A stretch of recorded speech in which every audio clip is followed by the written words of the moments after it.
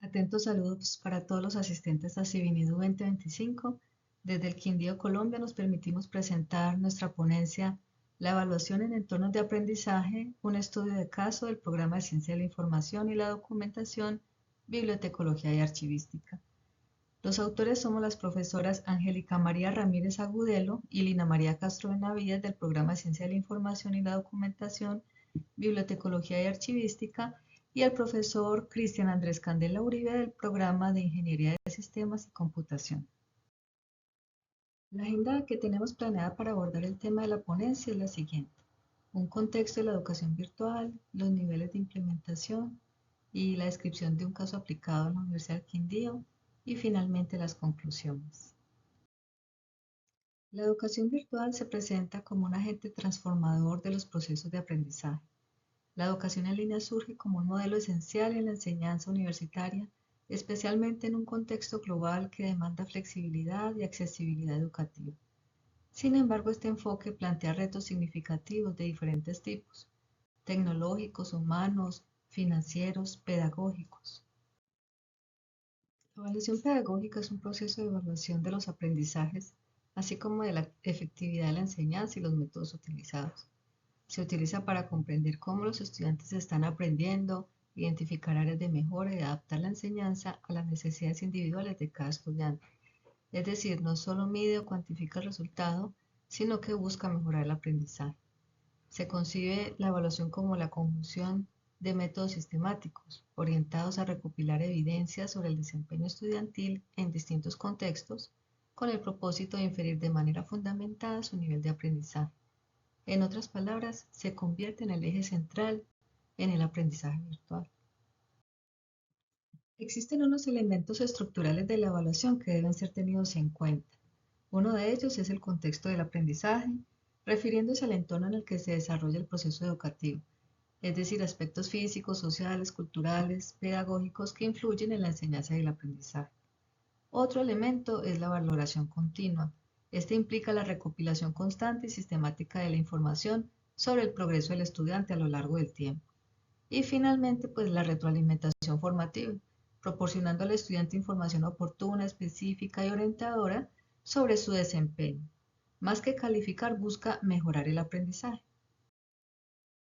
La evaluación se divide en diferentes tipos. Por momento, la evaluación sumativa proporciona datos sobre los niveles de logro y los conocimientos alcanzados, siendo valiosa para establecer calificaciones dentro del sistema educativo. O formativa, en contraste, la evaluación formativa se enfoca en identificar áreas de mejora y ofrecer retroalimentación que promueva la autorregulación y la reflexión en los estudiantes. Otro tipo es por agente. Se puede dividir en autoevaluación, donde el estudiante evalúa su proceso de aprendizaje; coevaluación, donde son los compañeros quienes evalúan el desempeño de sus pares; y heteroevaluación, donde el docente es quien evalúa el progreso del aprendizaje del estudiante. Ya cuando hablamos de evaluación en línea, pues se refiere a la evaluación del aprendizaje de los estudiantes a través de métodos que involucran tecnologías de la información y la comunicación, uso de tecnologías que permiten evaluar habilidades complejas, retroalimentación inmediata, reducción de tiempos y costos, y requiere coherencia entre las competencias, los resultados de aprendizaje y las estrategias pedagógicas y evaluativas. En el programa de Ciencia de la Información se apuesta a la incorporación de mecanismos para enfocar la evaluación en la promoción de la autonomía y la reflexibilidad de los estudiantes, la apertura de los docentes para la retroalimentación y adaptación de las enseñanzas, y las estrategias pedagógicas y evaluativas que privilegien de cara al desarrollo de las competencias planteadas en el perfil global de egreso. En el programa académico, la correlación de interacciones e interactividades se desglosa en el proceso de cada unidad didáctica. Por su parte, los recursos y actividades inmersos en el diseño y orientación de la plataforma Moodle de cada espacio académico se discriminan las acciones evaluativas que debe realizar el estudiante, como talleres, lecciones, wikis, cuestionarios, entre otros. Se puede decir que la gestión curricular interna de un espacio académico se alcanza en tres niveles de granularidad. El primer nivel se establece la dimensión del espacio académico. En el segundo nivel desciende a un nivel de unidades temáticas. y finalmente el mapeo en el detalle de la creación de las interactividades creadas para alcanzar los resultados de aprendizaje. Iniciando en el nivel de mayor jerarquía correspondiente al espacio académico, en primer lugar, pues es necesario establecer los resultados de aprendizaje que orientan el proceso de enseñanza y aprendizaje, definiendo con claridad las competencias que se espera que los estudiantes alcancen al finalizar el curso. Estos resultados son el eje central alrededor del cual se planifican las actividades didácticas, metodológicas, evaluativas de la mejora continua. En segundo lugar, se abordan las enseñanzas claves relacionadas con los saberes teóricos, procedimentales y actitudinales propios del área de estudio. Estas enseñanzas se seleccionan cuidadosamente, permitiendo al estudiante conectar los conocimientos con contextos reales y profesionales.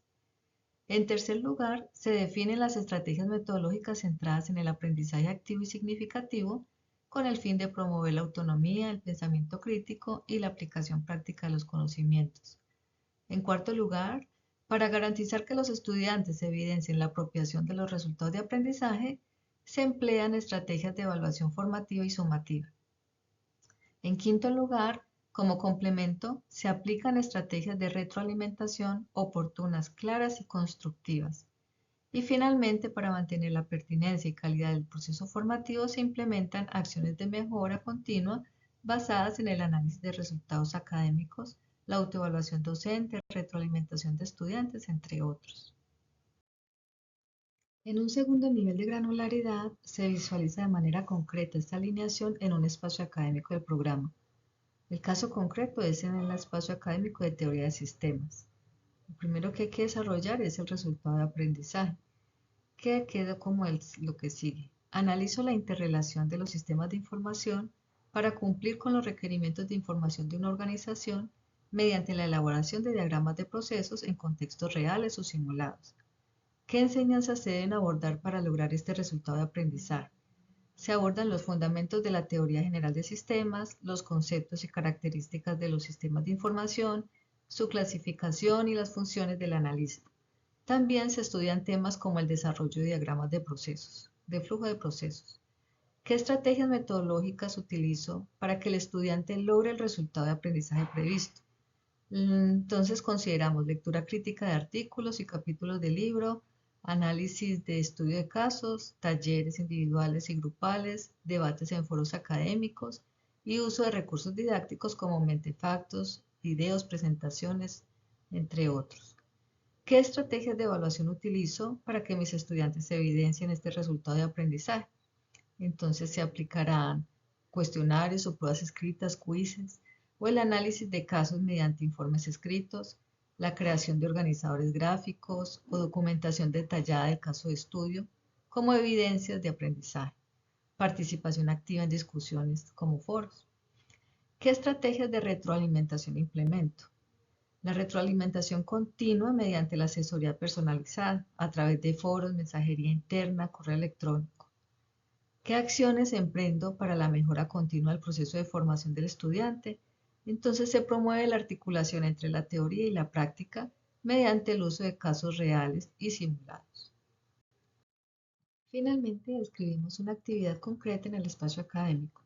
Se consideró lo siguiente: una actividad grupal colaborativa donde los estudiantes analizaban un caso de estudio real. En esta ocasión se consideró un video sobre el proceso de generación de los certificados de notas en la universidad. La actividad se dividió en dos momentos. El primero, el análisis individual del proceso, luego de manera colaborativa crear el diagrama de flujo de proceso y así analizar los actores intervinientes en el sistema de información. Luego debían compartir con sus compañeros el trabajo realizado a través de un foro. Un segundo momento donde los estudiantes evaluaban las actividades publicadas por los otros grupos, identificando similitudes, diferencias y mejoras, permitiendo entonces así un espacio de co-construcción de experiencias y conocimientos adquiridos.